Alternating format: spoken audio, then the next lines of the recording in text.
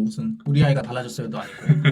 기사에서 나오는 말로는 뭐 격분을 했다더라. 막 휴대폰으로 보는 장면이 기자들에게 찍혀가지고 한 게 의도적이지 않았나. 앞으로는 준석스럽다라는 표현을 써야 되지 않을까. 오늘은 연이어 화제인 이 문자 사태에 대한 이야기를 좀 나눠보려고 해요. 네. 이른바 내부 총질 문자 사태가 터졌습니다. 요즘 정치권이 아주 재밌게 돌아가고 있는데, 그죠. 이번 문자 사태 같은 경우에는 윤석열 대통령과 이제 권성동 국민의힘 당대표 직무대행 사이에서 주고받은 문자가 화제가 됐어요. 네, 윤석열 대통령이 우리 당도 잘하네요. 계속 이렇게 해야 내부 총질이나 하던 당대표가 바뀌니 달라졌습니다. 무슨 우리 아이가 달라졌어요도 아니고.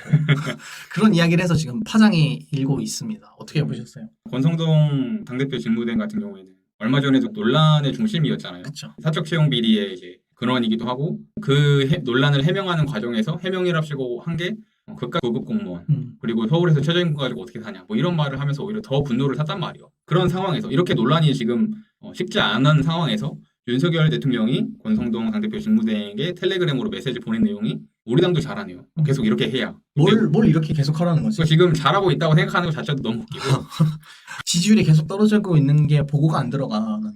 보고는 되죠. 기사에서 나오는 말로는 뭐 격분을 했다더라. 막 처음에는 그런 말도 있었는데 요즘에는 지지율 전혀 신경을 안 쓰는 것 같아요. 뭐 여론과 상관없이 지지율과 상관없이 자기 하고 싶은 거 하겠다고 하는데 사실 그러면 안 되잖아요. 어쨌든 여론을 눈치 보고 지지율도 신경을 써야 되는 게 단순히 자기 기분 좋으라고 지지율 신경 쓰는 게 아니라 지지율이 나쁘다는 거 그만큼 국민들이 싫어하는 정책을 싫어하는 짓을 하고 있다는 거니까 국민 눈치를 봐야 되는 게 당연한 건데 뭐 아무튼 이건 윤석열 대통령 이야기고 권성동 당대표도 웃긴 게 권성동 직무대행의 휴대폰이 Z 플립이잖아요. 갤럭시 Z 플립이라고 해서 이렇게 90도로 이렇게 접어서 볼 수 있는 휴대폰인데 마치 기자들에게 사진 찍어라 하면서 보여주듯이 이렇게 90도로 구부려서 그 텔레그램을 하는 그 장면을 찍었단 말이죠.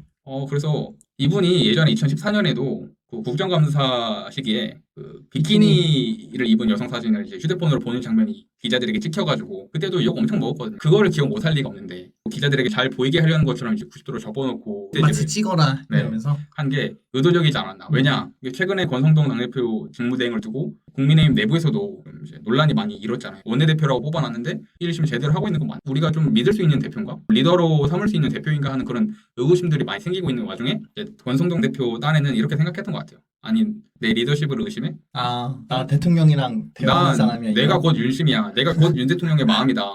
내가 윤핵관이다 하면서 나야말로 이 정권의 실세다라는 걸 보여주기 위해서 이런 걸 보여준 게 아닌가. 그런 생각이 들었어요. 솔직히 진짜 이 사진 보자마자 이거 일부러 보여준 게 아닌가 싶은 생각이 바로 들었거든요. 뭐 권성동 직무대행은 뭐 부정을 했죠. 자기가 실수로 보여준 거고 자기 책임이다 이렇게 얘기하긴 했는데 자기 딴에는 짱구 돌린 게 아닌가. 근데 실상은 정말 스스로의 이미지를 100번 까먹고 있는 그런 상황이죠. 어쨌든 이번 사건으로 인해서 지금 국민의힘 이준석 대표 그리고 민주당이 이거를 놓고 바라보는 태도들이 굉장히 재미가 있습니다. 국민의힘 같은 경우에는 어떻게 해서든지 이거를 좀 수습해 하고 싶어 해요. 그래서 뭐 홍준표 대구시장 같은 경우에는 대통령도 사람이다 뭐 이런 얘기를 하기도 했고요. 성일종 의원은 사적 대화인데 그게 뭐가 그렇게 문제가 되냐 이렇게 얘기를 했는데 사실 뭐 대통령도 사람이고 사적 대화인 것도 맞아요.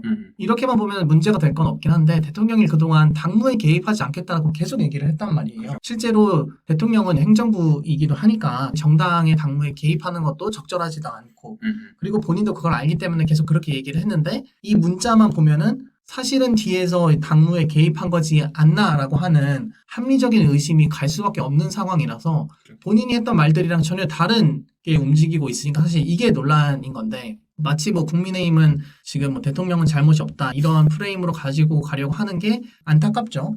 그렇죠. 대통령실에서는 이게 뭐가 문제냐. 사적 대화 유출한 게 기자 잘못 아니냐. 뭐 이런 식의 태도이고. 그리고 국민의힘 안에서도 말씀하신 것처럼 이제 기성세대 의원들, 기득권을 잡고 있는 그런 이제 세력들은 무마시키려고 하고 있고 대신에 이준석 대표와 궤를 같이 하는 젊은 이제 의원들이나 또는 당원들이 있잖아요. 대표적으로 김용태 최고위원이라든가 박민영 대변인이라든가 이런 사람들은 이번 사태에 대해서 어떻게 내부 비판을 가지고 내부 총질을 할 수 있냐. 그러면 내가 이렇게 비판의 목소리를 내는 것도 우리 당이 잘 되기 위해서 성찰의 목소리를 내는 것도 다 내부 총질이냐. 이거 제대로 수습해라. 대통령의 인식이 이렇게 처참하냐. 이런 식의 반응을 보이고 있어서 국민의힘 내부에서도 이 사건으로 인해서 진통이 그렇게 쉽게 가라앉을 것 같지 않고 봉합이 되는 한이 있어도 이게 쉽게 아물지는 않을 것 같습니다. 근데 또 한편으로는 이걸로 인해서 가장 신난 사람은 또 이준석 대표예요. 그죠. 굉장히 아이러니합니다. 네. 왜냐하면 이준석 대표가 그동안 성상납 증거 인멸교사라는 의혹을 받고 한동안 잠적했잖아요. 그죠. 페이스북에다가도 그냥 당원 가입을 촉구하는 그런 네. 글만 계속 올리더라고요. 네, 원래는 마치 자기가 막 재심 청구라도 할 것처럼 엄청 막 대대적인 반격에 나설 것처럼 하다가 갑자기 이제 전국 투어를 떠나버렸는데 네. 이 사건이 있은 후에 바로 SNS가 다시 돌아왔습니다. 이준석 대표가 페이스북에 글 쓰는 거 엄청 좋아했잖아요. 하루에도 막 10몇 개씩 올리고 그러잖아요.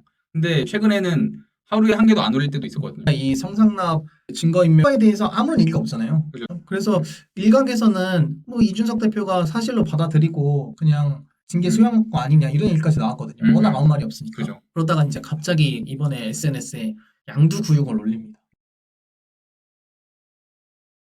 선거 기간에 그랬잖아요. 맨날 윤석열 대통령 후보가 이준석 마음에 안 든다고 막 내팽개치려고 하면은 뭐 이준석도 삐져가지고 나 안 해 이러면은 다시 또 이제 화해하고 막 웃으면서 손잡고 최고의 당대표다 뭐 이렇게 엄지척 해주기도 하고 그런 해프닝들이 있었잖아요. 그런 장면들이 저는 가장 먼저 떠올랐는데 아무튼 이번 이 문자 사태로 인해서 이준석 대표 원래 자기 이제 지지세였던 2030 남성들 이 사람들이 지지를 다시 한번 또 집결하게 되는 그런 결과를 나와서 어떻게 보면 이제 가장 신난 사람이죠. 네. 사실은 이준석 대표가 가장 잘하는 게 뭐냐면 어떤 것의 핵심을 관통하는 게 아니라 그 핵심이 따로 있고 자꾸 옆으로 돌아서 그죠. 이 핵심이 없는 것처럼 만드는 걸 진짜 잘하거든요.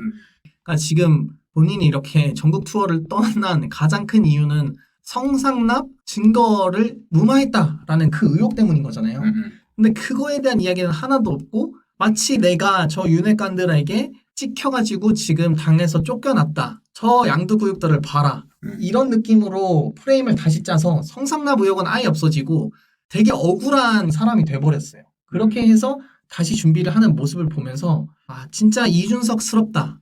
라는 생각이 들었고 이렇게 본질을 자꾸 옆으로 벗어나가는 이런 것들을 앞으로는 준석스럽다라는 표현을 써야 되지 않을까. 네, 석연스럽다에 이어서 네. 준석스럽다. 그런 생각이 좀 들었던 것 같습니다. 그리고 신난 측이 또 하나 있는데 바로 민주당이에요. 그죠. 민주당 이거 가지고 엄청 공격을 하고 있는데 우상호 비상대책위원장이 뭐라 그랬냐면 좀 바꿔서 얘기하면 그거 봐라. 젊은 이준석 대표로 젊은이들 표 끌어오더니 다 쓰고 나니까 이제 버린 거다 이렇게 얘기를 했단 말이에요. 근데 저는 우상호 위원장의 말을 보면서 이게 정말 우상호 위원장이 할 소리일까. 우상호 위원장이 한 얘기를 그대로 민주당에 빗대어서 얘기하면 박지원 전 비대위원장 데리고 와서 2030 여성표 다 끌어모으더니 쓸모가 다 되니까 버린 것도 민주당이지 않나. 그죠. 네, 자기네들이 그렇게 했는데 어떻게 그걸 또 그대로 국민의힘에게 이야기를 하는지 우상호 위원장이 정치가 참 잔인하다 이렇게 얘기를 했단 말이에요. 저는 진짜 민주당도 잔인한 것 같아요.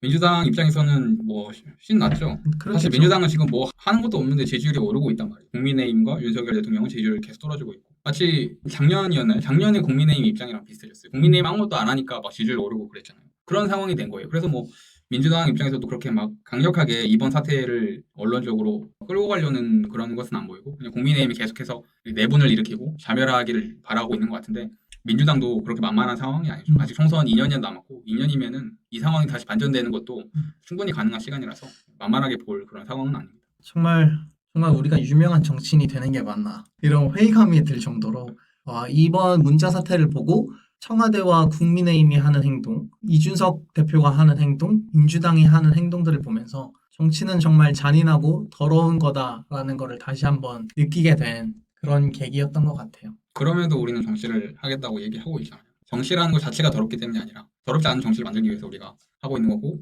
우리가 정치를 하기 위해서는 유명해져야 되는 거고 그러니까 빨리 구독해주세요. 네, 그래서 오늘은 이 문자 사태에 관한 이야기로 준비를 해봤는데요. 이 문자 사태는 이제 거의 일단락 되어 가고 있기 때문에 이제 곧 끝날 것 같고 앞으로 어떤 또 재미난 사건들이 정치판에서 벌어질지 좀 더 지켜보고 다음 주에도 재미난 주제로 가지고 오도록 하겠습니다. 네, 네, 수고하셨습니다. 수고하셨습니다.